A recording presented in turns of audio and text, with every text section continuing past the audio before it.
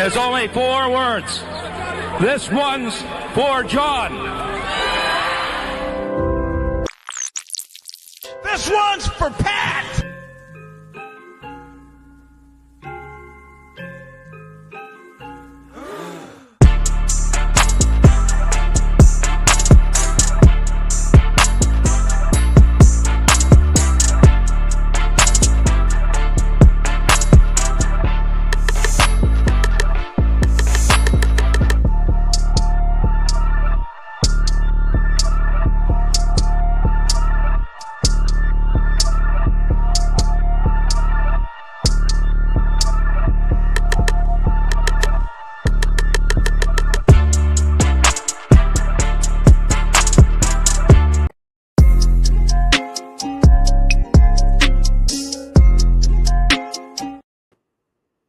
Ladies and gentlemen, give it 3 seconds because I'm going live in 2 places at one time.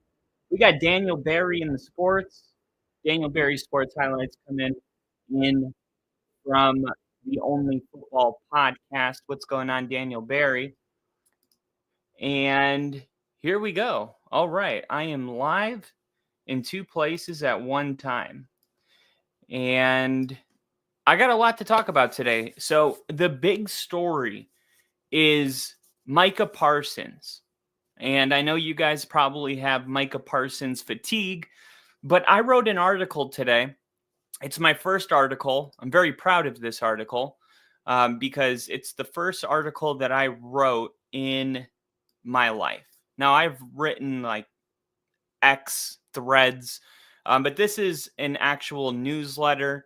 And I'm pretty pumped up about it. Like, I wrote it in an official format. You can find it by going to NFL with Kyle on X and scroll down because I posted a couple things today, but maybe like the third thing down is Micah Parsons. It's a Google Doc link that will take you to my article. And the whole point of my article was that this entire time we felt like Jerry Jones has dropped the ball. And I'm not saying that he hasn't, but Jerry Jones revealed information today to Stephen A. Smith that was essential for all of the listeners, Cowboy fans, anyone who wants to have an opinion on the Dallas Cowboys situation right now with Micah Parsons and Jerry Jones. There was, and I would say go watch it. It's maybe an hour and a half at the Cowboys facility. And Jerry Jones said something to Stephen A. Smith. He was saying, there's 3 people involved. There's Micah, there's me, and there's the agent. And he kind of got into the, what went wrong in the contract negotiation. And he even said that he called Michael Irvin because Michael Irvin, even back then, he didn't have an agent and he negotiated his own contract. And he said, like, we've been friends for, 25 years now. So I encouraged Michael to talk to Micah and, figure this thing out. And Jerry said, but before you do, when you come in the door to talk to him, I want you to pick up the contract that I offered him. I want you to pick it up and I want you to look at the contract that I offered him. And then he said this, which changed everything. And now I'm just going to go ahead and read you the article. Okay. Well, I'm going to read the important part. Jones outlined Parsons' situation with confidence. The all-pro edge rusher is set for 2025 at a guaranteed $24 million. And this would probably be a good time for me to tell you when Stephen A. Smith asked him, are you worried about Micah Parsons not being a Cowboy? And he said, no, I have him for the next 3 years at a minimum, guaranteed. He said he's under contract for this year. Okay, that's the $24 million guaranteed. I can franchise tag him next year. And I can franchise tag him the year after that. Okay? So of course, Micah Parsons does not want to play under a franchise tag. We know that. But then he said something, and he accidentally, I don't know if he meant to do this, but he revealed the contract. The contract that was given to Micah Parsons that Micah Parsons will not sign. And the way he did it was kind of sneaky, and I don't know if he meant to do it. But this is exactly what he said. So Jones outlined Parsons' situation with confidence. All right. He's set for 2025, playing for $24 million in the final year of his rookie contract. Beyond that, Jones emphasized his leverage, noting he could apply the franchise tag for 2026 and 2027. I've got Micah under contract for 3 more years, Jones declared. This year, franchise tag next year, and franchise tag the year after that. So my research into the franchise tag values for edge rushers estimates the tag being worth $28 million in 2026. That's a $6 million increase from the franchise tag right now, which is $22 million in 2025 for an edge rusher. And then I estimated $34 million in 2027, assuming there is another $6 million jump at the position. So combined with the $24 million he's going to earn this year, this totals $86 million, $24 million plus 28 for the franchise tag plus 34 for the franchise tag the year after that, over 3 years with an average annual salary of $28.67 million. That's easy. We just took $86 million, divided it by 3, and there we go. But Jones dropped a specific detail claiming the Cowboys offer to Parsons, negotiated with his agent, renders this $86 million 60% less than what is on the table. Okay. Now, this is the detail I don't know if Jerry meant to drop, but he did. He said very specifically, I could do this. I could have him play under the final year. I could tag him again. And the contract that I offered him, if he were to play under the tag for the next, 3 years, it would be 60% less than what's on the table right now. Boom! We got it. Because we know how to do math. We can figure this out. So my analysis shows that if the $28.67 million annual value is 40% of the offered annual value, since 60% less means 40% remains, the proposed contract is $47.7 million, right? We just took the $28.67 million, divided it by 0.4, boom, $47.7 million. Micah drop. Micah dropped the ball. That's a great damn contract. $47.7 million. TJ Watt just broke the market, signing a 3-year, $123 million contract. That's $41 million a year. This breaks that by $6.7 million per year. This suggests that a 5-year, $235 million deal, a figure that aligns with Parsons' status as a premier defender. For comparison, like I said, TJ Watt is making $41 million a deal. Parsons' potential $47 million surpasses Watt, and that reflects his 3 consecutive All-Pro honors and game-changing presence. Stephen A. challenged Jones on whether the Cowboys were fully committed to a long-term deal or if they're leaning on the franchise tag as a fallback plan. Jones, with his signature swagger, stood firm. We're talking about a generational talent, he said, referencing the negotiations with Parsons' agent. We've put real money out there, okay? Now, that's real money. I mean, if he would have said 50%, I would have thought, well, maybe he was just doing an estimate. Or if he would have said something like 60%, no, he very black and white. He said, if he were to play under contract this year and get tagged for the next 2 years, right, he would be making 60% less than what we offered him. That is word for word what Jerry Jones said. I mean, the interview made one thing clear, and that's Parsons and his agent and the Cowboys are at a critical juncture. A 5-year, $235 million contract would position Parsons as the NFL highest paid defensive player. And with the franchise tag situation kind of looming around the corner, the negotiations are far from done. I mean, this is a guy that has requested to be traded.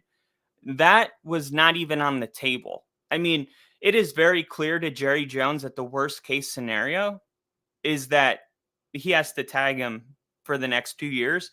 But damn it, he's going to be mine and nobody else can have him. And this is a part of the negotiation. Like, I think a lot of times we see these negotiations, and this is what I titled this whole thing was like, did Jerry Jones just hint Micah Parsons is the problem? And I think we've all been blinded by the fact that Micah Parsons and Jerry Jones' situation resembles almost every situation that's happened in Dallas in our lifetime, whether it's Ezekiel Elliott, who decided to retire today. We'll talk about that in a little bit. Or last year with CeeDee Lamb or with Dak Prescott. Whatever the case is, right? Every time there's a high value player that needs to be paid, Jerry Jones has a hard time getting a deal done with them. And for that reason, I think we've all immediately just said, well, this is just how Jerry Jones does business. Bad, for one. And two, he's the problem. Until this interview came out today, and I said, well, if that's true, because we're just going off of what Jerry said, but if it's true that Jerry Jones offered him 60% more of a contract, and that number comes out to $47.7 million.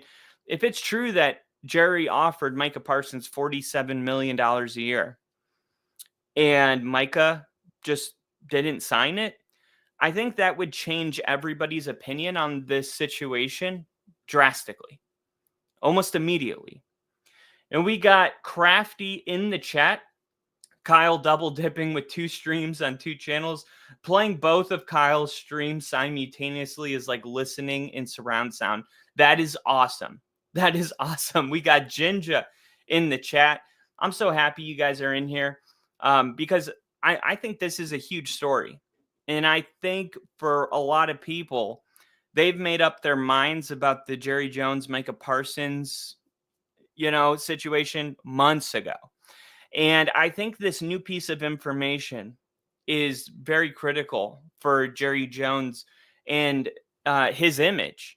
And I think that's why he agreed to go on the Stephen A. Smith show and do this interview and let people know, like, hey, I mean, I did make a deal.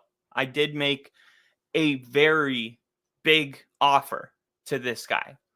And that is something that will ultimately change the way we look at Micah Parsons. Unless Micah pushes back, or maybe his agent, remember, his agent is not a likable guy. And I get that agents have to be not likable to get what they want. But T. Higgins fired the same agent and got his deal pretty shortly after. So sometimes there is just a bad apple.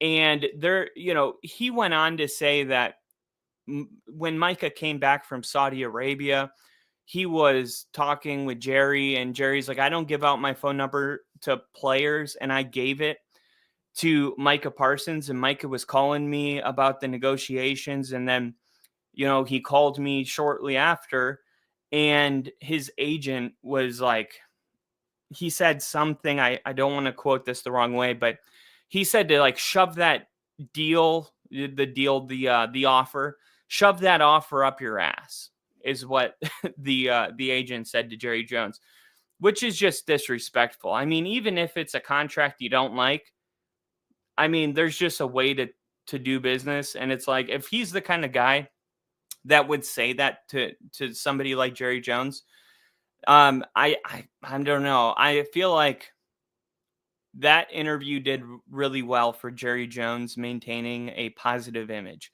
I know I came away from it thinking maybe Jerry Jones isn't the villain in this particular situation that he has been painted out to be so many times. Just a reminder that this podcast is sponsored by Red Bull. Red Bull sugar-free gives me wings, and it gives me the juice that I need every single day to get my things done, whether it be a newsletter, an article, a podcast, or maybe something in bed. Red Bull gives me the leverage I need to knock it out, and I am not actually sponsored by Red Bull. All right, moving on to Ezekiel Elliott retiring. Zeke is done. Zeke is hanging up the cleats. How do you guys feel about that? Let me know in the chat how you feel about Zeke hanging up the cleats. I thought it was kind of a sad career in a way, because when Zeke was a rookie and even in his second year, it really felt like this was the type of player that could go down as one of the greats, right? I mean, he was electric when he first started. And unfortunately, he had more bad seasons, it feels like, than good seasons. I mean, he played 9 years. And I think there was like 4 really good years, right? There was really good production in the first 4 years. And then, as soon as he left Dallas and he went to New England, came back to Dallas, it was just very forgettable. Very forgettable. Now, I am trying to pull up his stats really quick here. So here's his career stats. You tell me if he's a Hall of Famer, okay? His rookie year was his best year, which is crazy, right? He had 1,600 yards his rookie year. He averaged 5 yards a carry. He had 15 touchdowns. He had a long run of 60 yards, which would go on to be his longest rush of his career. Surprising. I guess Zeke never had that breakaway speed, so was very limited. But he was at his fastest as a rookie. So it would make sense that his longest rush was his rookie season, because the next year, his longest run was 30 yards. The year after that, his longest run was 41 yards. And all the way to the end of his career, besides that long of 60, his longest rush was 47 yards in 2021. All right. He actually played 8 years with the Cowboys. Is he a Ring of Fame type of guy? Was he good enough to make the Ring of Fame? In 2016, he almost had 2,000 all-purpose yards. I mean, he had 363 yards receiving, and he had 1,631 yards rushing. That's 1,994. So 6 yards shy of 2,000 all-purpose yards. He had almost 600 yards receiving in 2018 to go with 1,434 yards rushing. So it looks like in 2018, he did have over 2,000 all-purpose yards. He cracked 1,000 yards rushing 1, 2, 3, 4 of his first 5 years with Dallas. And that doesn't include all of his receiving yards. He had 74 career touchdowns. He only had 6 in his last 2 seasons combined. But I don't know. Zeke's a weird fringe case, right? Let me know what you guys think. Crafty did have something to say here. Micah may be overplaying his hand, or he may be so fed up with Jerry that no amount of money will convince him to stay anymore. And he's also saying no, not a Hall of Famer. All right. We got Nick in the chat. Will Micah Parsons sign with the Cowboys? Find out next week on 6 to 10 Cowboys Watch. Edub in the chat. Been plenty of headlines, if I do say so myself, LOL. And Nick with the congratulations. What did I do? I'm having a baby. Is that what it is? Zeke is gone. It feels like the right time. Yep. He could probably bounce around as a running back a few more years, but leaving now feels like leaving with some dignity. Yeah. And whatever dignity he has left, because the last couple years have been not very good. I mean, last year he had 226 rushing yards on 74 attempts, right? That's an average of 3 yards per carry. And I mean, his first year, you guys, he averaged 5 yards a carry, 5.1 yards per carry. And that was his best season.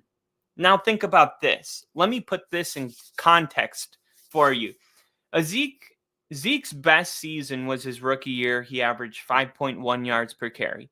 And everybody after his rookie year was like, this is the best running back in the NFL. There was Zeke, and then Saquon Barkley was coming into the league. But it was like, those were your guys, okay? The reason that Emmitt Smith is not the greatest running back of all time, because I've seen lists of Emmitt Smith being ranked entirely too high, you guys. Like, way too high. And by the way, I'm not an Emmitt Smith hater or anything like that. I actually think Emmitt Smith was good. It's just sometimes people get so carried away. And I'm like, wait a minute. All right. I know that he was good, but the greatest ever? I don't think so. And I'm going to tell you guys why. And I'm going to tie this in to Zeke's first season. Okay. And you're going to see where I'm going with this in a second. How do I get to my home page? Because I wrote an article about this and I want to get to here we go. So here's my home page right here. All right, let me just scroll down to find it. All right, here it is. Okay. Emmitt Smith's career total of 18,355 rushing yards and 164 touchdowns. All right. That is, let's see. Zeke has 74 career rushing touchdowns and 14 career receiving touchdowns. So that puts him at 88 total touchdowns. Emmitt Smith had 164. It is impressive. But, he benefited greatly from Dallas's dominant offensive line, which created running lanes that many backs can only dream of. Throughout his career, Emmitt Smith averaged 4.3 yards per carry. He only fell below 4.0 yards per carry in 4 seasons and only exceeded 5 yards per carry once in his 15-year career. Okay, so Emmitt Smith played all of those years, okay? But he only exceeded 5 yards per carry one time in his entire career. Once. He had one season where he went over 5 yards per carry. And he had 4 seasons that he went below 4 yards per carry. Now, for context, Zeke's worst seasons were the last 2, and he was below 4 yards per carry, 3.5, 3.1. And the year before that, his final year in Dallas, 2022, he had 3.8 yards per carry, okay? Zeke only did that 3 times in his career, and it was his final 3 seasons. Emmitt Smith had 4 years below 4.0 yards per carry. He only had one season above 5 yards per carry. That's Zeke's first season. That's when he came onto the scene and was the best running back in football. And we knew that we had a special running back on our hands. Okay. Now, in context, Barry Sanders, he accumulated 15,000 rushing yards, 99 touchdowns during his career. Okay. Despite playing behind a weaker line, Barry Sanders averaged 5 yards per carry on his career. Do you understand how crazy that is?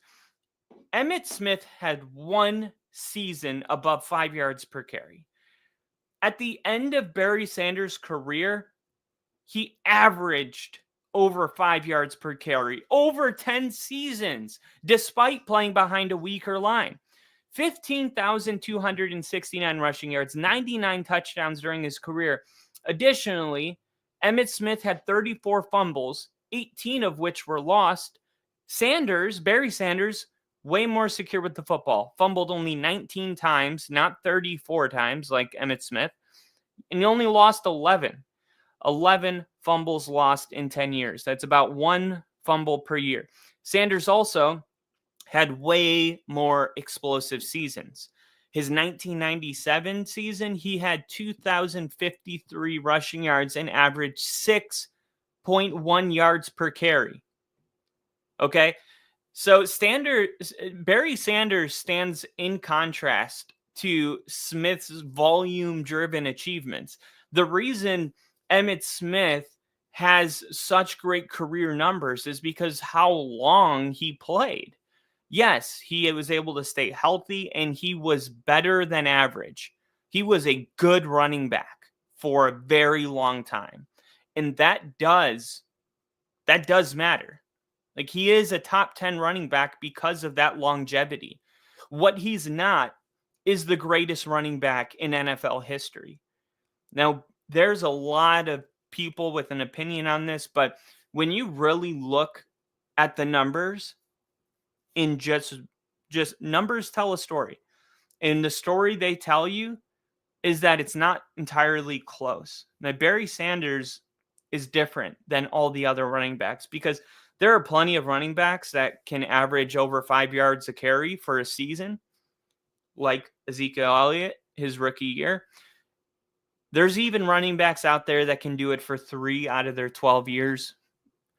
But to average 5 yards per carry after 10 years of football behind a weaker O-line in rushing for over 2,000 yards in one of those seasons and 6 yards a carry, Barry Sanders is the GOAT at running back in my humble opinion. I know that's going to trigger a lot of Dallas Cowboy fans, but that's why Dallas and the Lions play on Thanksgiving every year, is because that running back debate. No, I'm just making that up. We have Jinja in the chat. He agrees. Zeke is not a Hall of Famer, period. His career mirrored Leonard Fournette in that both peaked in their rookie seasons, except Fournette managed to land on the Super Bowl-bound Bucs in the twilight of his career. That's very true. Likely not coincidentally, Zeke also enjoyed the best O-line of his career during his rookie season. That is such great context to bring into this, Crafty. Brown or Sanders is the GOAT, in my opinion. Everyone else takes a back seat behind those two. I couldn't agree with you more. Now, my uncle loves to be controversial, so if you ask him who the greatest running back of all, because I asked him, I'm like, hey, you're in your 40s, like, give me an opinion on this. Like, I didn't watch these guys play.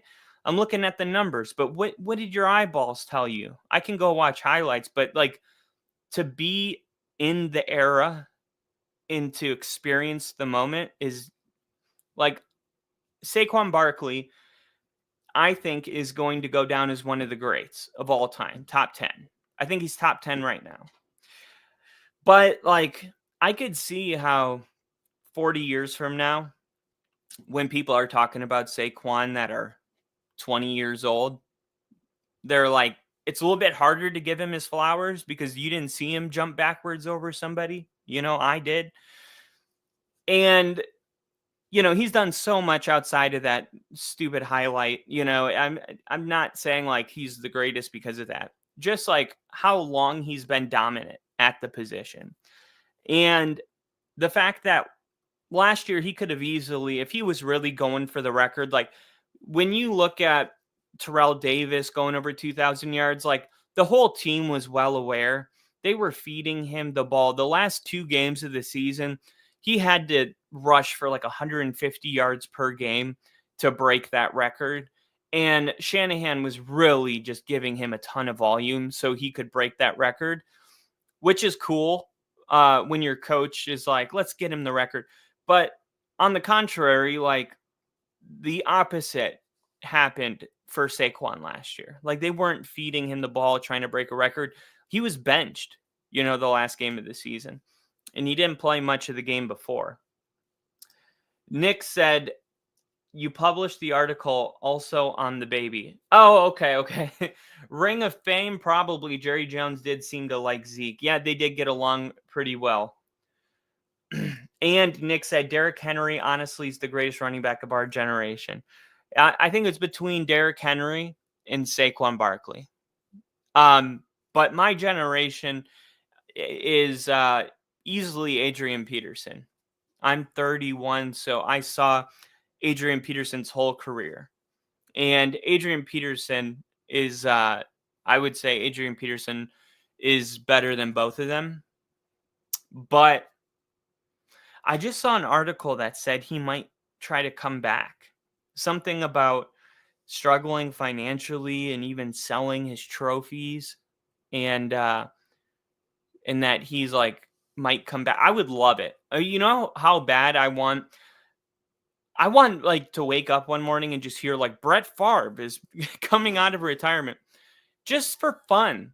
Like I always wondered what would happen if like John Elway was like one more year, just like way past like a 20-year break. And they're just like, I think I got one more season in me. Like, I just want to see what would happen if Adrian Peterson came back for one more one more season. Anyway, Zeke Elliott, his best season in his career was Barry Sanders' average. That's all I'm trying to say. All right. My next line is going to kind of stay on the running back storyline thing because what's her name? Kay Adams. She posted something that said fantasy football. It was a fantasy football. All it said was Saquon or Bijan at number 2, go. That's what her post said. And I was looking at it for a while, and then I went, Saquon at 1. Wait, who do we have at number 1? Fantasy football. Is there? Oh, Jamar Chase. Okay, that makes more sense. I just came to that on my own. But I'm like, as far as running backs go, like, of course, Saquon Barkley. In my opinion, Saquon. I mean, Bijan Robinson is great and all, but I don't know. Like, there's a lot more continuity going on with the Eagles than there is with Michael Penix Jr. coming in. How often is he going to be dumping it off to Bijan? How much of, I don't know. Like, maybe they're going to give him a ton of carries. Maybe they're not. That's the whole point, is like you're just relying on his raw talent to get you touchdowns and yards and catches. But I can get all that with Saquon Barkley. I probably would take Jahmyr Gibbs over Bijan Robinson. I know that it's like a very unpopular opinion right now, but I feel like I at least kind of know what I'm going to get from a Detroit Lions offense. I know Ben Johnson's gone. But Dan Campbell was calling the plays, the year before Ben Johnson took over. So I still feel like that offense, and people forget too, Jared Goff had his hands on that offense. Like a lot of the audibles and all of that, like Jared Goff was doing a ton of that. The game plan. So just because Ben Johnson's gone doesn't mean that's the benefit of having a quarterback that's like Terry Bradshaw, called his own plays his whole career. When you have a quarterback that's actually involved in the game planning, makes his own audibles, like a Peyton Manning, it never felt like the offensive coordinator mattered, because it was like, well, Peyton Manning is going to make his own game plan. The offensive coordinator is just going to hold his clipboard while Manning tells him what he wants. And even if the offensive coordinator tells Manning what he wants, Manning will audible out of it if he doesn't like it. When you have a quarterback that's like hands-on like that, you can lose a coordinator without feeling like it's over, right? And that's the one thing I think people are forgetting about Detroit with Ben Johnson leaving, is how much Jared Goff is a real, like, actual quarterback, not just like a guy out there with raw talent that's just doing whatever the OC says. Like, he's a lot more involved. And I think that's actually going to help them kind of maneuver this new offensive coordinator. They promoted somebody within, somebody that was likely in the room during all the game plans. Like, I think it'll minimize the blow, is all I'm trying to say. The 49ers. Let me just check the comments real quick. Crafty said Dallas fans triggered. That alone is enough reason to support your take. Yeah, because Emmitt Smith to them is like, they're God. It's like, what did you say about Emmitt Smith? Crafty said maybe Peterson's son can support him. Oh wait, too soon. Who cares? You know what I mean? Okay. A lot of running back news today. I wasn't planning it to be this way. Brian Robinson Jr. has been traded to the San Francisco 49ers. And what's really cool is the Broncos got more out of Vele than the Commanders got from Brian Robinson Jr. I don't know how.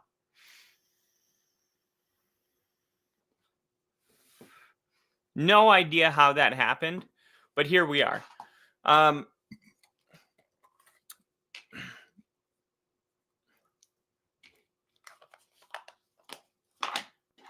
Brian Robinson Jr., what do you guys know about him? He's a pretty good running back, right?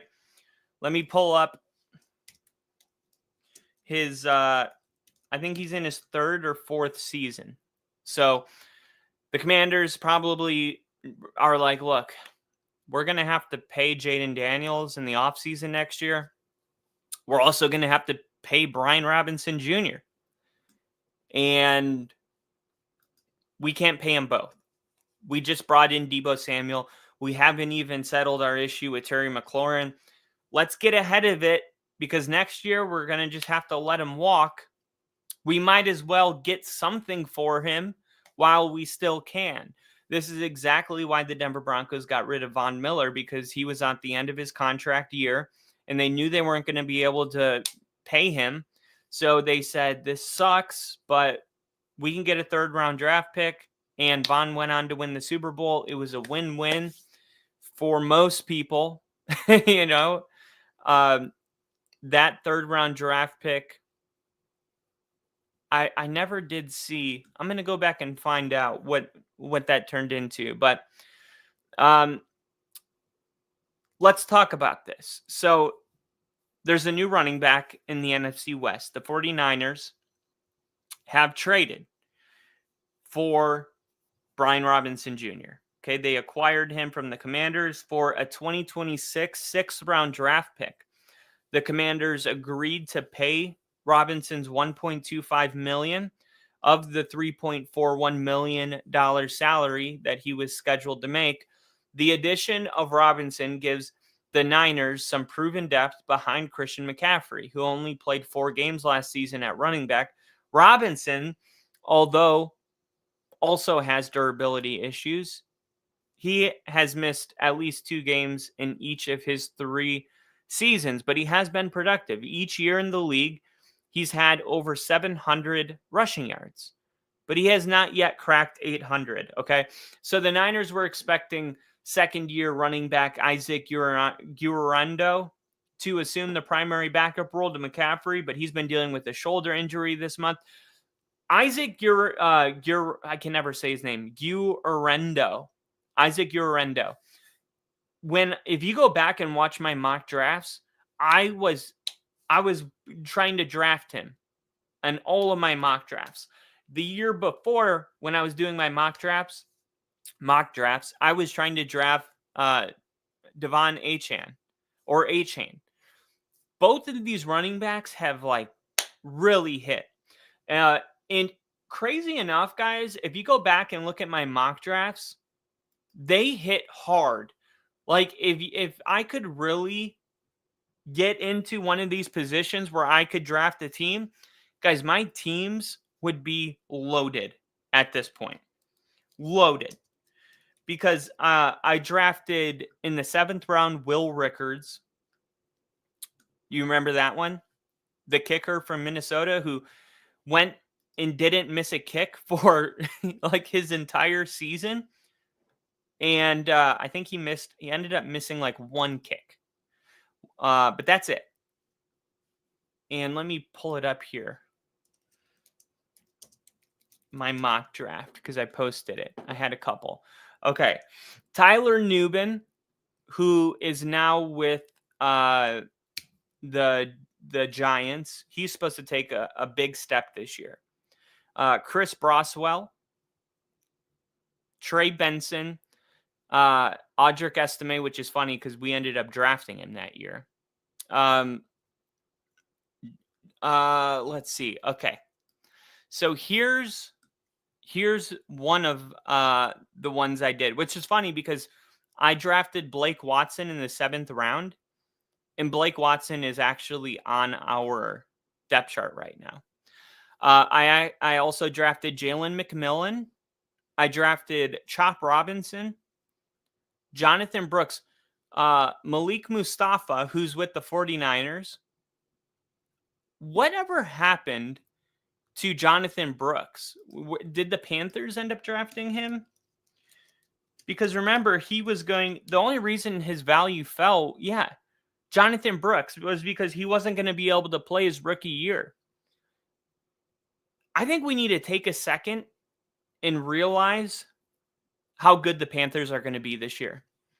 Because I know I said it on the podcast and everybody was laughing at me because it was like, really? That's your team you're going with this year? But you guys saw how good Bryce Young looked at the end of the season. And here's another guy that I forgot about. Admittedly, I forgot that Jonathan Brooks was drafted. I mean, I knew because I said it, but when I predicted the Panthers to win the division, I had forgotten Carolina Panthers depth chart. Might be the deepest wide receiving group in the NFL. Okay, Bryce Young, major step. Okay, Chuba Hubbard is the starting running back. Trevor Etienne, Ricky Dowdle. Wait, where's Jonathan Brooks? Is Jonathan Brooks not on the team now? He's not even on the depth chart. He's with the Carolina Panthers. Why is he not on the depth chart? Oh, no. I remember he retore the ACL in his right knee during a Week 14 game. Oh, no. That sucks, you guys. I forgot about that. That sucks. He tore his ACL in his right knee, and then he finally got better, finally got into a game last year, Week 14, and tore his same ACL in his right knee. He tore the same ACL within 13 months. That is really bad. And in some cases, career ending, not season ending. I mean, anytime you have 2 ACL tears in a 13th month period, but he did on January 19th, underwent successful ACL surgery. It was considered successful. And Jonathan Brooks will not play in 2025. 3 months ago, May 12th, Jonathan Brooks and the Carolina Panthers announced that he will be placed on the physically unable to perform list, missing the entire 2025 season. All right. Well, I mean, I think it's the right decision. And I was just talking to Bronco fans about this because we have Dre Greenlaw, and I posted the timeline on my X, right? Because I'm seeing quotes from Zach Stevens at DNVR that Greenlaw's been practicing all week, and I'm like, that's great, but like, why are we talking about that? Is there something wrong with him? Because I feel like ever since he got here, we've been talking about him like, oh, is he going to be okay? From what? You know what I mean? So what it is, all I had to do was a little digging. It wasn't hard. It was just me not knowing what was going on with this particular player, but he tore it was his quad. He had an injury in his quad, and it was reported by Tom Pelissero that they believed it was a tear. Later, they confirmed that it wasn't a tear and that it was just a strain. So if it was a tear, he would have probably missed, 6 months of time. And because it was just a strain, they've been just like monitoring it. But they're saying that, he should be able to go week 1. And I was saying, guys, with the depth we have on defense, I would rather have Greenlaw instead of him starting week 1 at 75%. I would rather start him week 4 at 100% and have him play from week 4 to the Super Bowl, because that's where we're going. Last time the Super Bowl was in Santa Clara, the Denver Broncos went to it, and it was because of their defense. History rewrites itself. Watch. Anyway, if he goes week 1 and he's at 75%, by week 4, he's going to have some sort of injury, right? By week 4, there's going to be some sort of, let me see. Looked like my phone was getting a little laggy there. Just wanted to make sure I didn't lose anybody. Okay. Let me close some of these tabs. I want to make sure that we stay fast. Okay. So I would rather have Dre Greenlaw fully healthy for 15 games than have him nursing this injury all season long and potentially missing games. And that is a luxury that we have because of the amount of depth we have on defense. Okay. So I don't think we should be messing around with that. Same thing with Jonathan Brooks. It's like, look, you rushed to get back on the field last year and you pulled a Booby Miles. You re-injured the exact same, the same ligament, same ACL, same knee. Crafty says Commanders letting some big names slip away. It is true. And at this point, they're relying on their quarterback to just Jaden Daniels to just be amazing. Like he made number 21 on the top 100. And I'm like, really? I mean, the guy was good, but the entire season was like, who should win it? Bo Nix or Jaden Daniels? That's how the entire season has been. And then he goes into the playoffs. Detroit was beat up. They didn't have a ton of their players. Like last year, if the Lions could have stayed healthy, I think they could have won the whole thing. Or at least given Philly a real a real game, not like the Kansas City Chiefs, who they were able to pull their best game of the year out against the Bills and get it done. And hats off to them for that. Seriously. But no, come on. The Kansas City Chiefs, I'm hearing their fan base are like, yeah, they like every single year, everybody's saying that the Chiefs dynasty's over, and we hear this every year, and yet we're in the Super Bowl. And I'm like, that's great. But you know what's different is that you guys are 15th in points per game the last 2 seasons in a row. You have a lot of eggs in Rashee Rice, who's going to be suspended. We're just like waiting to see how long. You have some injuries, and you won 11 games last year that were one score. In one score games last year, the Chiefs went 11-0. That's not happening again. Like that just is not going to happen again, right? We saw that happen with I think it was the Minnesota Vikings, who lost almost every one-score game. No. They won every one-score game with Kirk Cousins. And I was like, oh, that's not repeatable. And then I think it was the Vikings. And I'm trying to remember what year it was that this happened. I think it was 2020. Minnesota wins a bunch of one-score games. Let's see if Google can pull it up. 11-1 in one-score games. The Vikings had a record-setting 11-0 record in one-score games prior to Wild Card Weekend. Okay, so it was the Vikings, and this was, 2 years ago? So last year was supposed to be, it was the 2022 Vikings. Okay, the 2022 Vikings. So in 2022, they went 11-0 in one-score games. The next year, they went 7-10. 7-10. So I'm not saying the Chiefs are going to go 7-10. I'm just saying they're not going 11-0 in one-score games, and the division got a lot tougher.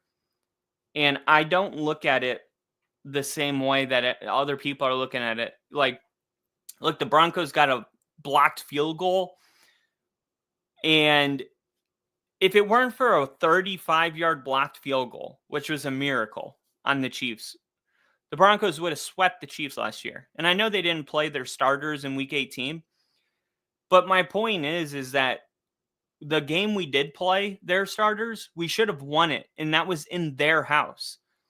And with everything on the line back in our house, I think we would have won that. I don't care that they didn't play their starters. If they did play their starters, I think we would have beat them because we had no problem taking it in Arrowhead, but the field goal got blocked because of a shitty offensive line play. It was just a missed assignment on one particular offensive lineman, Pelcheski. So, yeah, I'm not worried about the Kansas City Chiefs, and I don't think they can duplicate the success that they had a year ago. I think that the Chargers are better than the Chiefs this year. I think the Ravens are better than the Chiefs. I think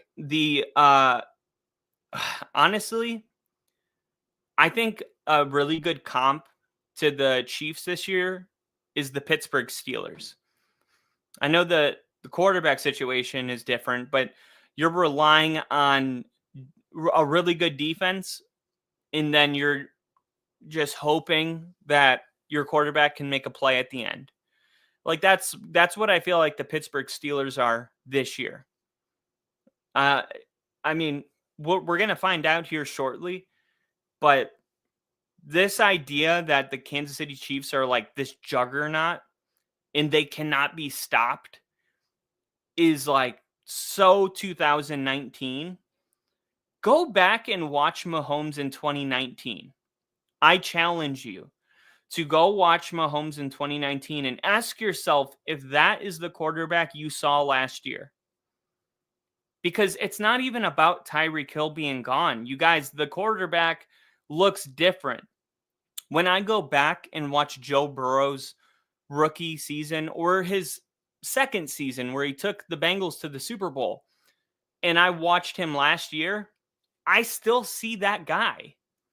When I go back and watch Mahomes last year compared to 2019, I see an entirely different quarterback. And I don't know if I'm the only one that sees it, but I do. And I'm gonna pull up something really quick because he gets compared, he gets called the GOAT pretty often. Let's see. Last year, Patrick Mahomes had less than 4,000 passing yards. He had 3,928 passing yards, 26 touchdowns, and 11 interceptions. Okay. I mean, Bo Nix had more touchdowns. Bo Nix had more passing touchdowns than Patrick Mahomes last year. But who cares? That's just a one-off stat. What I'm trying to say, really, is that Mahomes has never had a worse season in his career. He's never gone under 4,000 yards. In 2019, he almost did. He had 4,031 yards. But then he bounced back with 4,700 yards in 2020, 4,800 yards in 2021, and then 5,200 yards in 2022.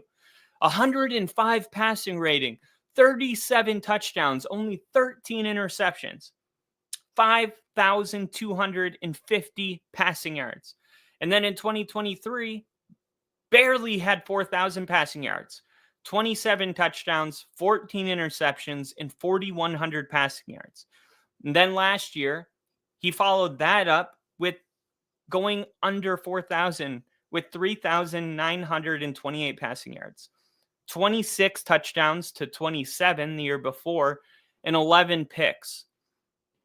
This is not the same quarterback that was throwing it for 47, 48, 52, 5,000 passing yards. I mean, 1,000 yards is a big difference. It's a big difference. And when you go back and you look at Peyton Manning was a rookie in 1998. He had 3,700 passing yards in his rookie year, but then 4,100 his second season, 4,400, 4,100, 42, 42, 45. Then he had one season where he had 3,700 passing yards in 2005. And he did play all 16 games. They went 14-2. So like it didn't affect the winning because they were dominant that year.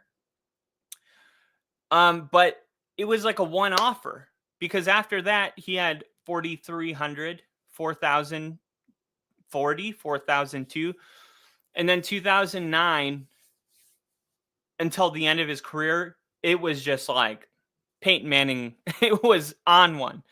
He had 4,500 passing yards in 2009, 4,700 passing yards in 2010. He did not play in 2011. And then the Denver Broncos signed him. He had 4,600 passing yards his first year back. Remember, they went 13-3 his first year in Denver, and they were 1-3 week 4. And I remember they were 1-3, and it was week 5. They were playing the Chargers. They were down 24-0 at the half. Peyton Manning came back and won that game and didn't lose another game for the rest of the season until Joe Flacco threw a Hail Mary. A Hail Mary. And the Broncos lost in the divisional round because of a Hail Mary. And if they would have held on, if the defensive back just wouldn't have let the receiver get behind him, the Broncos would have gone to 3 Super Bowls in his 4 years because the Ravens went on to win. They went on to win the Super Bowl. Fuck. It still drives me crazy to this day because I know that no matter how good the Manning years were, they would have been so much better if we look back on them and Manning had gone to 3 Super Bowls in 4 years. But his worst season, they were 12-4 in 2014. And Manning didn't, look, 2005, he dipped under 4,000 passing yards. But that's it. We're starting to see like a trend with Mahomes, it feels like. I'm assuming that in 2005, the Colts had a remarkable defense.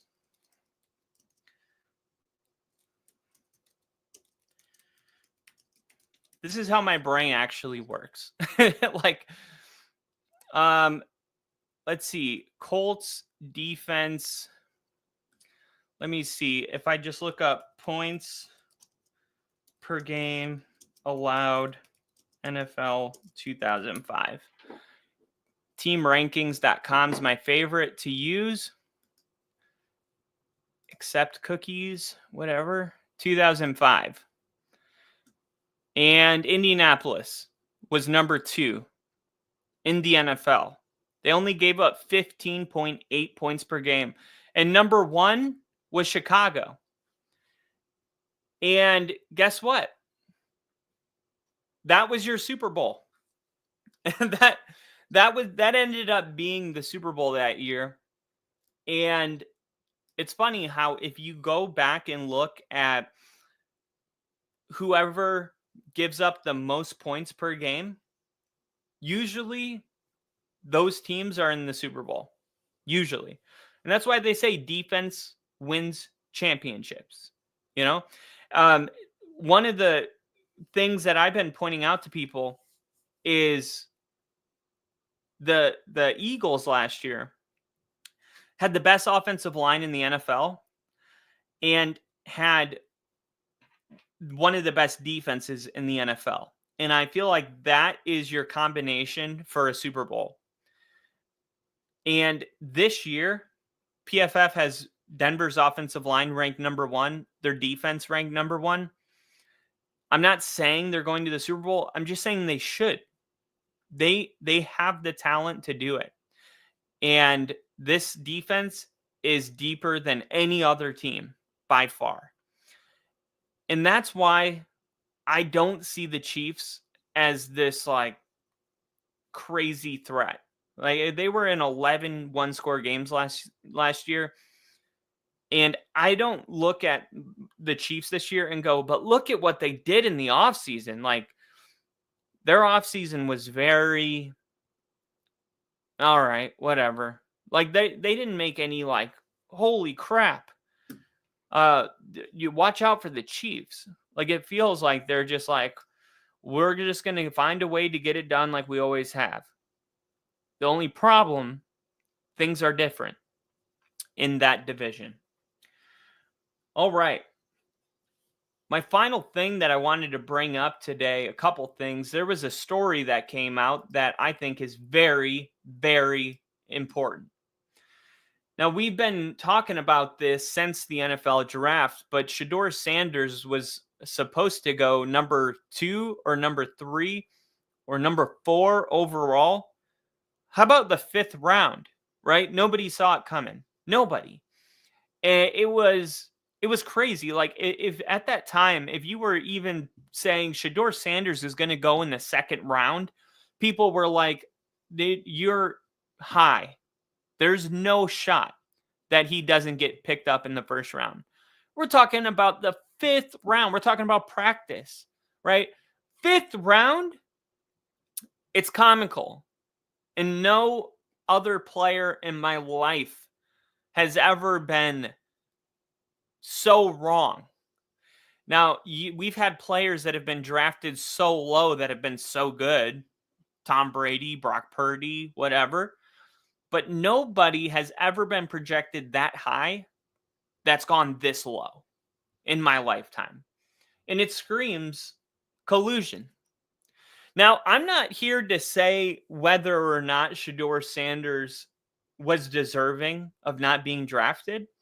I wasn't in those meetings. Only Shedeur Sanders knows whatever went on behind closed doors when he met with NFL teams, in the circus that came with it, and a lot of it caused by his father, who, by the way, I'm a huge fan of. I'm just calling a spade a spade. All I'm saying is that whatever happened during the NFL draft, it was not 32 isolated decisions. It was obviously a collusion. And collusion is supposed to be banned from the NFL. But when we watched the draft and we watched him not get drafted, the first 2 days, we knew. And the article that came out today from another running back, a respected running back, a Hall of Fame running back, Eric Dickerson, he kind of dropped a bombshell today. This article is on USA Today, Yahoo Sports, New York Post, Fox News. Every single major news outlet has covered the story. I'll pull up the New York Post one for now, but this is what it says. Pro Football Hall of Famer Eric Dickerson made a controversial claim that the NFL wanted to make an example of Shedeur Sanders and told teams not to pick him in April's draft. Dickerson alleged during an appearance on Rogan and Rodney's show, which is AM 570 LA Sports, this week, that he had heard about the messaging to teams through a very good source. And apparently this very good source is well connected to the NFL. Okay. Now, usually whenever somebody says like, oh, I received a text message from a source that's connected to the, it's like, okay, yeah, you heard a guy that said something about another guy, like whatever. But this is Eric Dickerson. This is a guy with a real reputation, somebody whose words matter, and yet he still said this. Sanders was selected in the 5th round by the Browns after he had been projected to go in the 1st round in the months leading up to the draft, but questions surrounding the way he handled the draft process seemed to impact his draft stock. That's the part where I said we don't know what happened behind closed doors.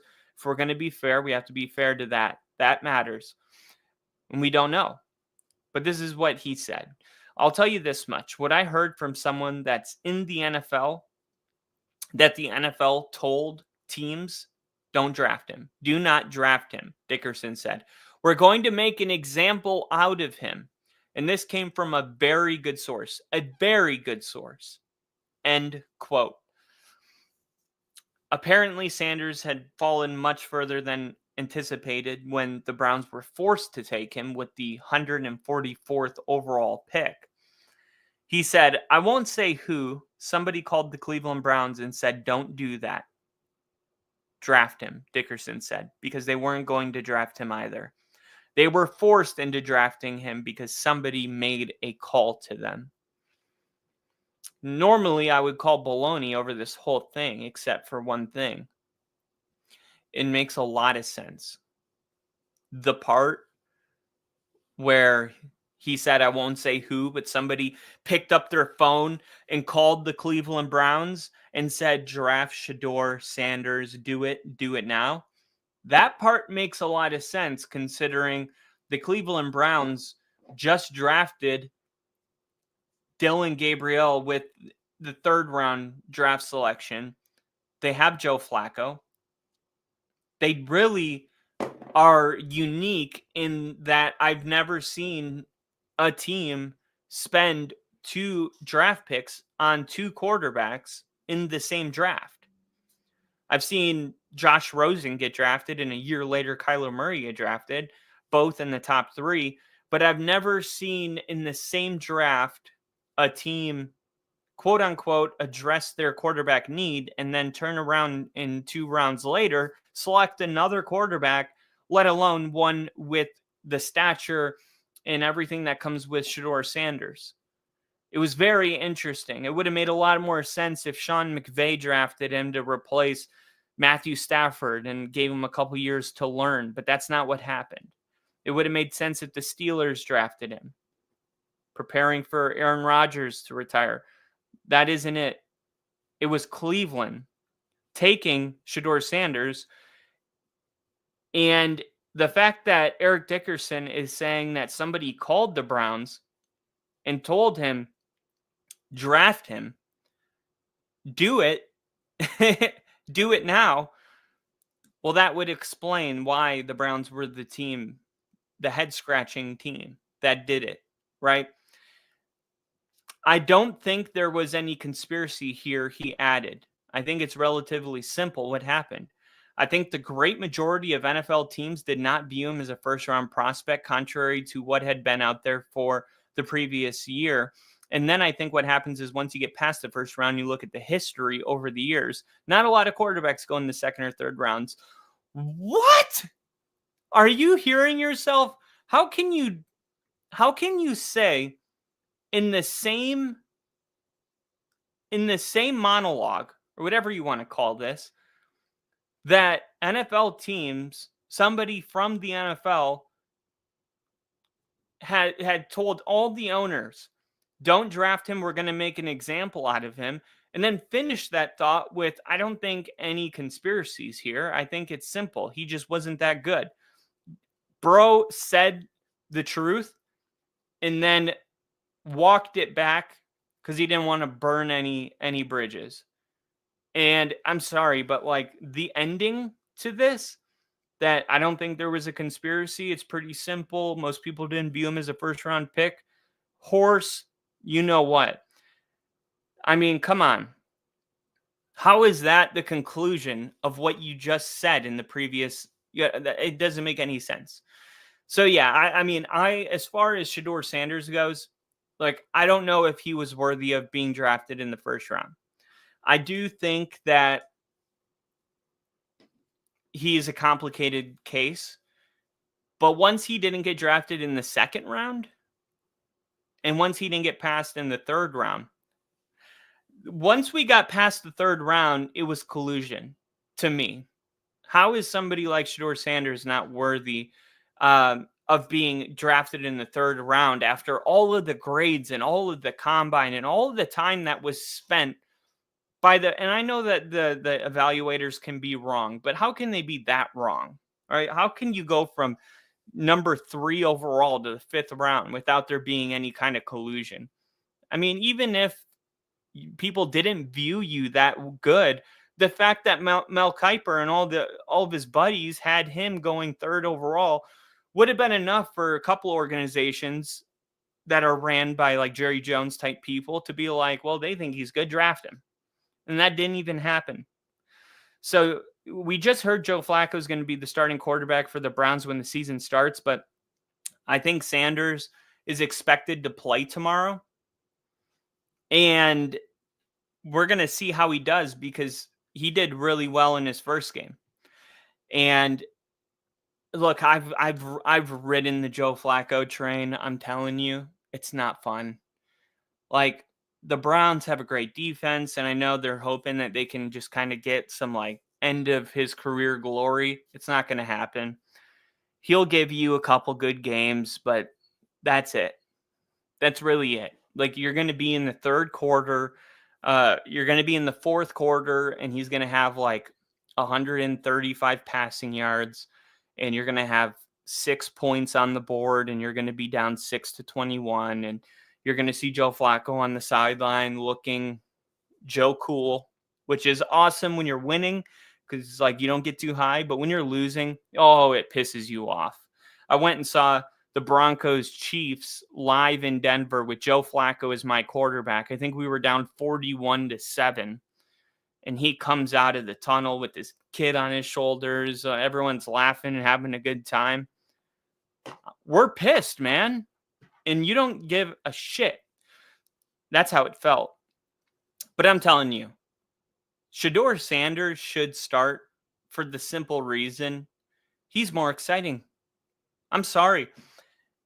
I know that a lot of people might disagree with this and say the most important thing is winning.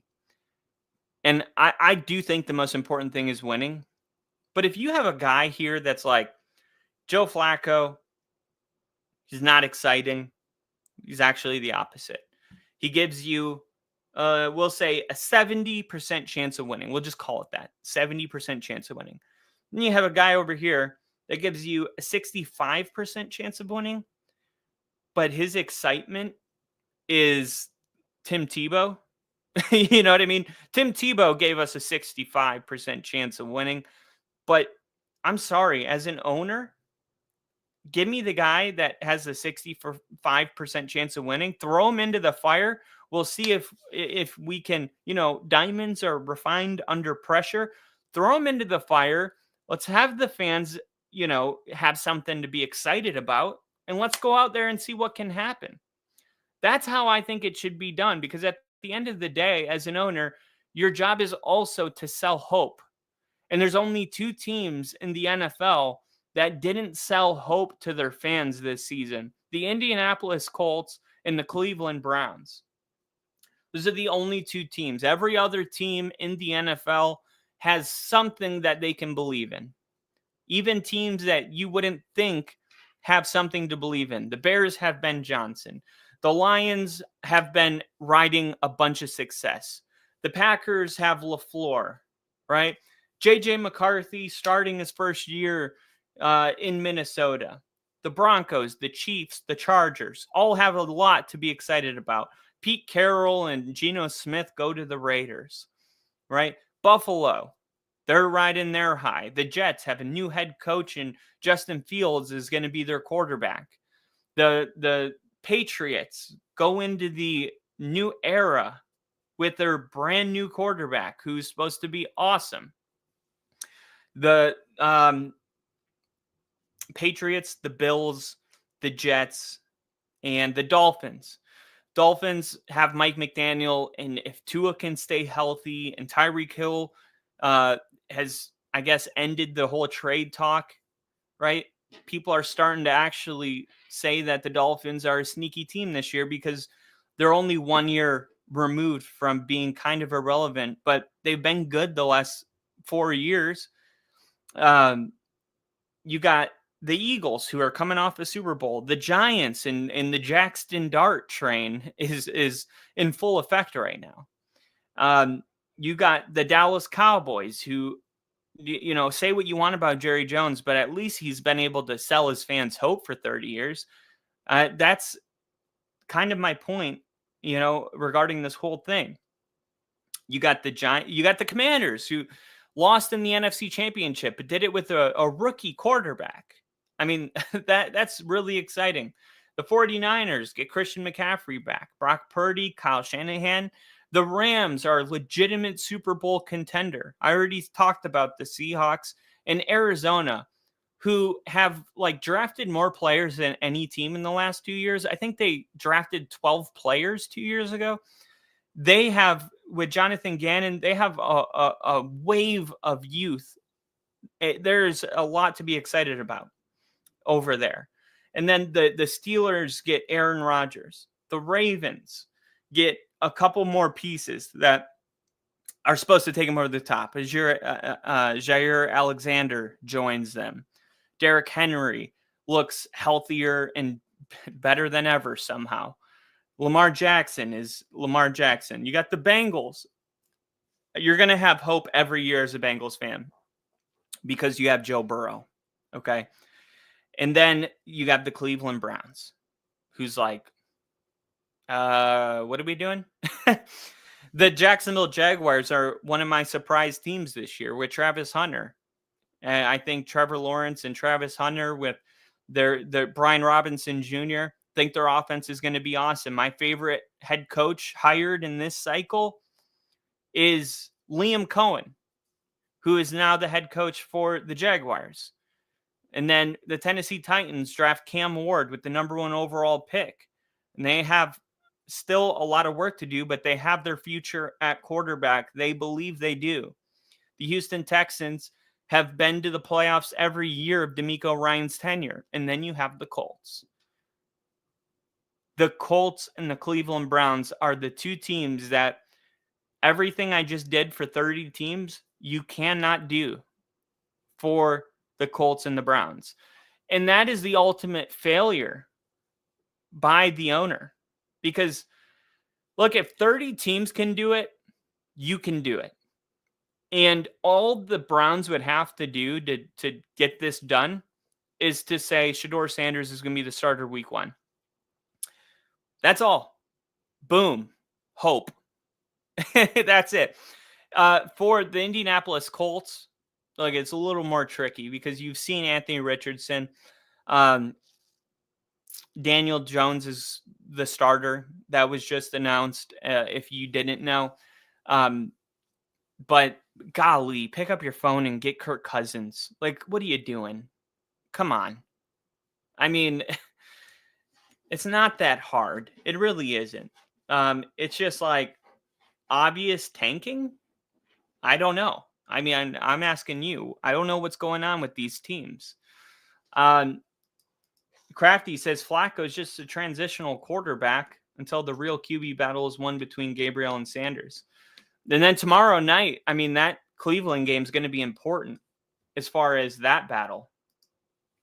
You know, but I just don't understand, like, this whole thing of the quarterback of our future is on our team, but we're not going to play him. Why? You think Joe Flacco, I mean, what's the best case scenario? Joe Flacco is 3-0 by week 4, but no, Shedeur Sanders has edged out Gabriel in practice. So now you're going to start Shedeur Sanders, and then what? Everyone from Cleveland's like, what are you doing? We're 3-0. Why are you starting him? You know what I mean?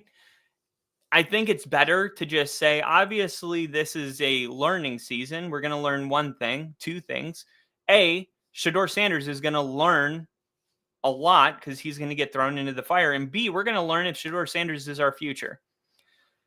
Start Shedeur Sanders, and if by week 8, you're like, yeah, he's not making any steps, put Gabriel in, okay? And if by week 16, he's not making any steps, then you know that you don't have your guy. And Joe Flacco serves as the backup, you know, to whoever, whether it be Shedeur or Dylan. You got Joe Flacco backing up whoever you're going with as the 1. I just don't see the upside in being like, okay, we got this quarterback, but we're going to start Joe Flacco and we're going to keep our eye on these guys. That, I don't know. I just don't understand it. Peyton Manning doesn't either. Peyton Manning is like, I broke the record for interceptions thrown as a rookie, but like I needed that year to be thrown in. And he was like, and then year 2, I was ready to go. But that experience I got was invaluable. I couldn't have gotten that experience holding a clipboard on the sideline. So, and we got to keep in mind who Joe Flacco is. Like, yeah, did Aaron Rodgers sit on the bench for 4 years and come in and blow everyone away? Yeah. Okay, but he was behind Brett Favre for 4 years. You know? I mean, Joe Flacco's not Brett Favre. And Aaron Rodgers had Jordan Love on the bench for 3 years. Yeah, Joe Flacco's not Aaron Rodgers. So, like, those examples that do exist of, you know, these Hall of Fame quarterbacks mentoring the rookie quarterback, it only works if the quarterback is a Hall of Fame quarterback. I mean, why do you think Brock Osweiler came in for Manning and was a crucial part of getting us to Super Bowl 50, whether you people know it or not? Without Brock Osweiler, there's no Super Bowl 50. And then Brock Osweiler goes to the Texans and his career's over. Like, it matters. And I think in the case of Joe Flacco, He's not one of those quarterbacks that you're like, okay, you can learn a lot from this guy. I'm not saying you can't learn from him. I'm just saying, like, is there more value in that than giving him real live reps? I don't think so. Do it now. Draft him. Oh, that was old.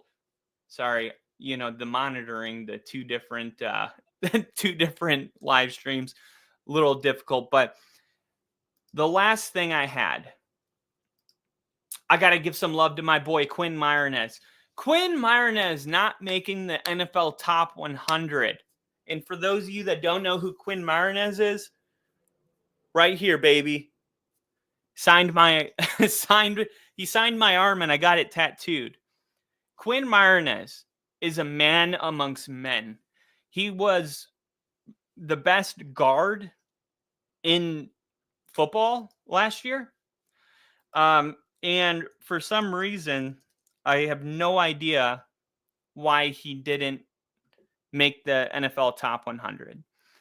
I mean, he is exceptionally good. He has top tier ratings in run block finesse, 98 PFF grade in run blocking, 95 grade in run block power, and lead block. He has a 95 grade while adding strength, 95 grade, awareness, 95 grade, toughness, 92 grade. Hasn't missed any time. I mean, Quinn Meiernez is one of the top rated players in Madden. Meiernez, who earned a 95 overall rating. They don't just hand those ratings out, you guys. This is a really great player that didn't crack the top 100. I mean, it's a total whiff.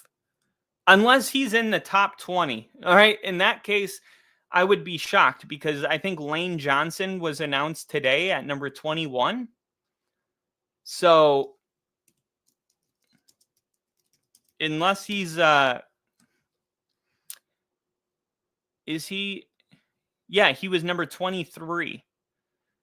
So I don't know. We'll see what happens. Eagle fans are complaining. I don't care what anybody says. He's a top 10 player in the league. It's baffling to me how he gets better every single year and continues to get ignored. Try missing the top 100 with a guy that Lane Johnson is the only other guard that Quinn Meiernez had so much success. And I see all the numbers on PFF. And it's like the only other guy that even came close was Lane Johnson. So Quinn Meiernez should have been around. If this is where they're putting Lane Johnson at 23, this is where Quinn Meiernez should be, which is crazy if he misses the top 100 altogether, because that means there's about 80 guys above him that shouldn't be above him. 80.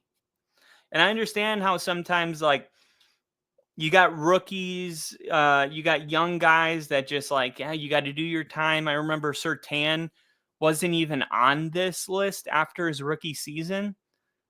And now he's going to be in the top 10. He won Defensive Player of the Year. Hey, just so you guys know, Surtain didn't get any better from his rookie year till now. I know that he probably thinks he has. I've been watching him he came into the NFL this good. Like, this is just how he arrived here. This is just how long it took for everyone else to catch up. Same thing's happening with Bo Nix. But Lane Johnson at 23, Quinn Meiernez not even in the top 100, blaspheming. And I had to say it. I had to at least say it. So Flacco said, Crafty said, Flacco does have a ring, though. Mahomes seems to have benefited from spending the season behind Alex Smith. Yes, that is true. I'll give you that. Flacco does have a ring. 2012. I don't want to talk about that season anymore. Crap. That was the Hail Mary. He shouldn't have a ring. And actually, I made this point. I'm sorry. He should have a ring. He played one of the all-time great postseason runs by any quarterback was Joe Flacco in 2012. I want to make sure that I say that. Also, the Hail Mary all Jacoby Myers did was run straight, and our defender just misjudged the ball. And it's like, you bat that ball down and it's over. The Broncos move on to the Patriots. And I mean, Tom Brady played Denver 14 times. And Denver's like one of 3 teams that Brady doesn't have a winning record over. And that is due to Peyton Manning being on our team. So, I mean, the year we won the Super Bowl, we beat the Patriots in the AFC Championship game. The year we went to the Super Bowl in 2013, we beat the Patriots in the AFC Championship game. I felt like we could have beaten the Patriots that year as well. Like the Ravens did it. I think we could have done it. But if the Ravens didn't have that one Super Bowl, would John Harbaugh have been fired by now? That's the question. Because every time you go to fire this guy, you're like, yeah, but he has a ring. Same thing with Mike Tomlin. And it's like, how much did that Hail Mary affect? You know, the ripple effect of that. Would he have still been fired if at this point, if we didn't have a ring to look back on because of a Hail Mary 13 years ago? I mean, and if that's the case, Crafty, your comment wouldn't even be here today. That he has a ring. But I feel like Flacco, though, you're right. Like he does have a ring, and he can be a mentor. It's just I've spent a whole season with him as my quarterback, and he doesn't scream. I would rather have Kirk Cousins starting as far as like being a mentor. Like Joe Flacco is just kind of like, it doesn't matter. Like if I say that, I don't know if you heard this, but Joe Flacco said, if I say that, I want to mentor him, then you guys will write a story about how I don't care about being the starter. And if I say, no, I'm the starter and my job is to win football games, then you're going to say I don't care about mentoring him. But either way, I lose, is what Joe Flacco said. That is like the exact answer that somebody that doesn't want to mentor. It's not a trick question, just mentor him. Why is it so hard? But I just don't see Joe Flacco as the guy that's like, what do you think you did wrong here? Let me help you out. Let me help you tweak that. I feel like he's the guy that just clocks in, doesn't talk to anybody, maybe half-heartedly laughs at a joke that he doesn't find funny and heads out. Like, all right, I did my team bonding, the mandatory fun events. We went bowling, and as soon as it's been 30 minutes, he's like, okay, I think we can go. Let's get out of here. But I don't know. Maybe I just have like a bias against Joe Flacco because how bad he was in Denver. And John Elway really believed in him. He's like, no, this guy's got a lot of football left in him. He did have a lot of football left in him. It was just, unfortunately, a lot of mediocre football. Besides, he did have that touch of glory with Cleveland 2 years ago. So maybe if he is with Cleveland, so Shady's back, maybe you should tell your friends and maybe he can do something special this year. But ladies and gentlemen, thank you for joining me on another edition of NFL with Kyle. Please, this was also premiered on the Only Football podcast. If you guys are watching this, please give it a thumbs up. It helps the algorithm. Let me know if you guys are excited for the football season. Let me know, what game are you most pumped for week 1? Put it in the chat and let me know. Share it with your friends, your family. Let everybody know that this is a place where you can come get some NFL entertainment. I have decided to give up everything for this podcast. So I hope you guys at least like the damn video because I have put my family in a detrimental situation for you guys. No, I'm just kidding. But seriously, I have decided to focus on this podcast with all of my free time. And there's only one way, and that is to grow this channel. I will not settle for failure. And I hope you guys do the same in your daily lives. I'm looking forward to the Steelers-Jets week 1. That actually should be a good game. A little Aaron Rodgers revenge game with Justin Fields, who was the quarterback in Pittsburgh. Now he's with the Jets. What did they wife swap quarterbacks? It's going to be a good week 1 game.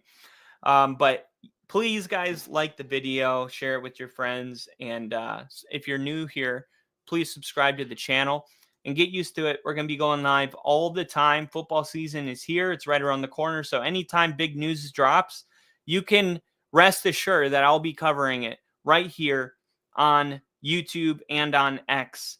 Thank you guys for listening from the bottom of my heart. I love all of you, and I'll see you soon. Have a good one. Thanks for watching.